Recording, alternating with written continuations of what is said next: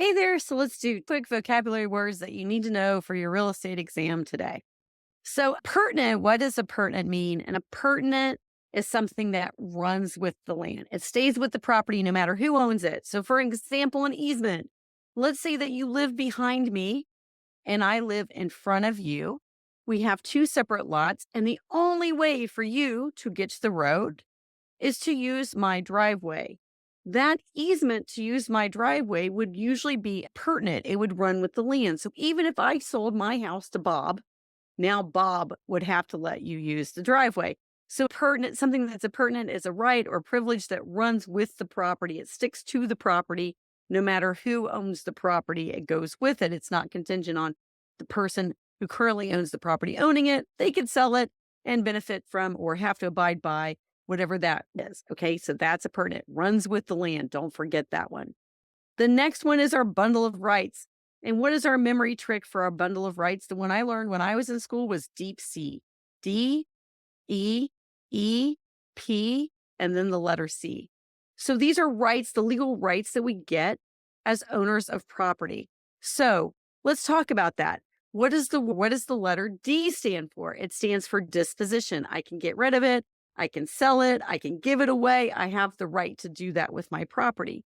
What does the E stand for? The E stands for exclusion. I can say, hey, every time I go to work, you come over and start picking apples off of my tree.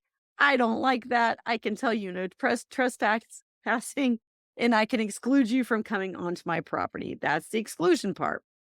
The next E is enjoyment. I have the right to enjoy my property, to be left alone, to use it, to not have people interrupting me. I can quietly enjoy my property, and that is my right of enjoyment. Other people shouldn't be coming along and saying that they own the property when in fact I do. The P is possession. I have the right to possess the whole property. I can be in the backyard. I can be in the front yard. I can be in the kitchen. I get to use the whole thing. And then C is control. Within the confines of the law, I have control over what happens to my property. So I can't go out in the backyard and start to build a Target store, right? If it's not zoned for that. But I have the right of control over within the confines of the law what happens with my property. Those are my bundle of rights. The next word is condos. So what do we know about condos? So what do I own when I own a condo? Well, I have property that I own with the other people in the community. That's part of my ownership that I own jointly with them, like the pool or the clubhouse or the parking lot. I own that with everybody that's a member of that condo association. But I get a deed to my condo, and I also own the airspace, the area inside of my condo, inside of the unit. That's mine. That's mine individually. So, for example, my dishwasher goes out in my condo. That's on me. But if the parking lot needs to be repaved, that's usually done as part of the group, right? So, a condo is we get a deed to a condo, we actually own it.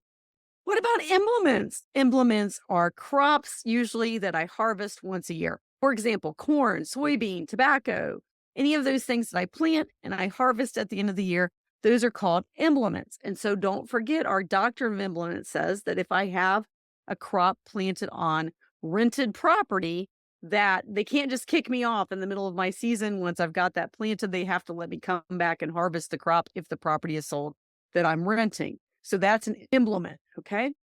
Fixture. This one's a little tricky. Remember, fixtures are things that are meant to stay with my property. They become part of my real property. So something like a chandelier, like in the picture, would stay.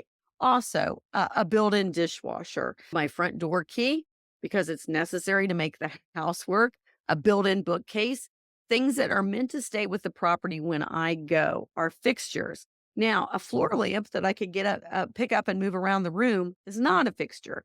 It's not meant to stay with the property, but a ceiling fan or a chandelier that's affixed to the ceiling would stay. That's a fixture.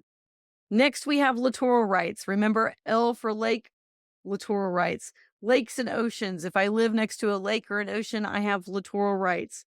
Don't forget that one. And then we also have ownership and severalty. If I own something by myself, I'm severed from other people.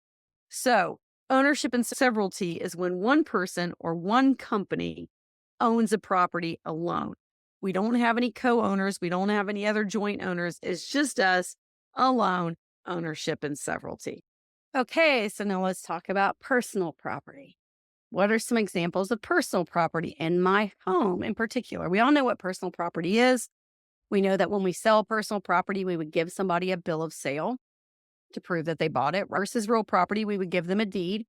But what are some examples of personal property I might find around my house? So my furniture is a great example of personal property. Another one might be my curtains that are on a rod, as long as they aren't meant to stay with the room, right? If the curtain rod is affixed to the wall, that's a fixture. But if I can slide the curtains off the rod, then the curtains can go with me. That's an example of personal property. A floor lamp, a bookshelf that's just sitting on the carpet, not one that's screwed into the wall and made permanent, but just something I get and put together myself, like at IKEA or whatever, that kind of bookshelf. That would be another example of personal property.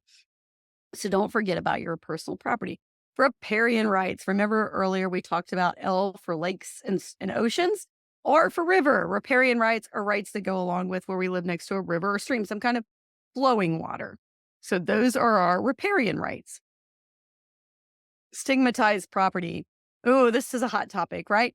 So if a property is stigmatized, there are certain times that we have to disclose that in certain areas where we don't. So check on your state laws. But let's just talk about in general, what is a stigmatized property? So a stigmatized property is something where people have a bad feeling about it. It's not anything necessarily wrong with the property. It's some negative event happened there, such as like a murder or a violent crime, or maybe it could be that the area has a stigmatized feeling because of some negative event that happened there, like some kind of crisis. So a stigmatized property is something where there's nothing physically wrong with the property in this regard, but it's something that people have a negative connotation about that property, or they may feel like it's haunted or something like that. That's a stigmatized property. Tenants in common. So this is our forms of joint ownership. Remember earlier we talked about ownership and severalty, where I'm by myself. I own it alone. Ownership and severalty, one person. On tenants in common, I own it with more than one person. I am a co-owner with someone else or more than one person. And tenants in common, a couple important key points to remember is that we don't have to have equal ownership in the property. We could have, but let's say that I have a 70% ownership and my business partner has a 30% ownership right to the property. That's fine on tenants in common. We don't have to be equal. And then also remember that when we pass away on tenants in common, we would leave our ownership interest to our heirs in our will. So it doesn't automatically go to the other owners.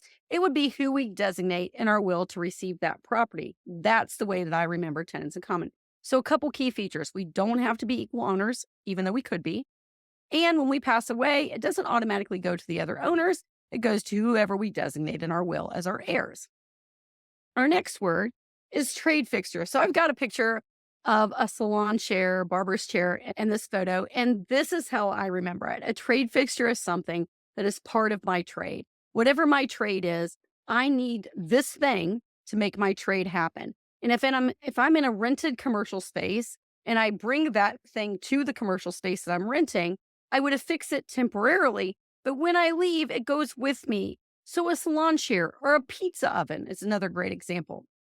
And I bring these with me to my rented commercial space. I fix it while I'm there renting the space. And then when I go, I take it with me. Now I have to repair any damage that I made by installing it, of course, just like any other tenant would, but it goes with me when I go. That's a trade fixture versus a normal fixture, which would generally stay with the property when I go, right? Joint tenancy, another form of co-ownership that's super important to understand. People get tenants in common and joint tenancy mixed up a lot. And here's the way I think of it. When I was a kid, I remember my grandmother saying that certain people were joined at the hip, right? They were just such close friends. So when I think of joint tenancy, I'm like thinking, we are really tight here. We are kind of joined at the hip. And in most places, I know different states have different rules, but in most places on joint tenancy, when I pass away, the other joint tenants automatically absorb my ownership interest. They don't look at my will. They don't see who I left this to, that they would just absorb it automatically. And everybody would keep absorbing until everybody in the joint tenancy was sadly dead and gone, except for one person. Then everything would land on them as ownership and severalty, right? So joint tenants, we have to be equal owners. Right? We can't have different people having different percentage ownership of the property. Everybody has to be equal. We have to start this at the same time together. Remember, possession, interest, time, title. We have equal possession. We can all use the property together. We have equal interest. We all have an equal interest in the property. We have to start at the same time. We can't bring a new joint tenant in later. We have to start out at the same time. And we're all on the same title. So possession, interest, time, and title. Remember, we're joined. We're happy to be together, hopefully. And we own this property together as joint tenants, right? Chain of title. Think of it as we're a bunch of people standing together in a chain next to each other. Our arms are locked together, and it goes from one ownership of the property, goes from one person to the next person, to the next person, to the next person. And we can follow that chain, that progress, as the property transfers from one person to the next. So with chain of title, we have to remember that one person would go and sell their property to Bob, and then Bob would sell his property to Sally, and Sally would sell the property to Sam. We can follow the records of that transfer of property from one person to the next until we get to the current owner. But if there's a break in that chain and we can't figure out what happened here at this date and time and who was the owner and where did that transfer happen, then we could have a problem. We could have a break in the chain of title, which would be considered a cloud on title. That would be a defect in the title that we would need to try to get resolved. So that's chain of title.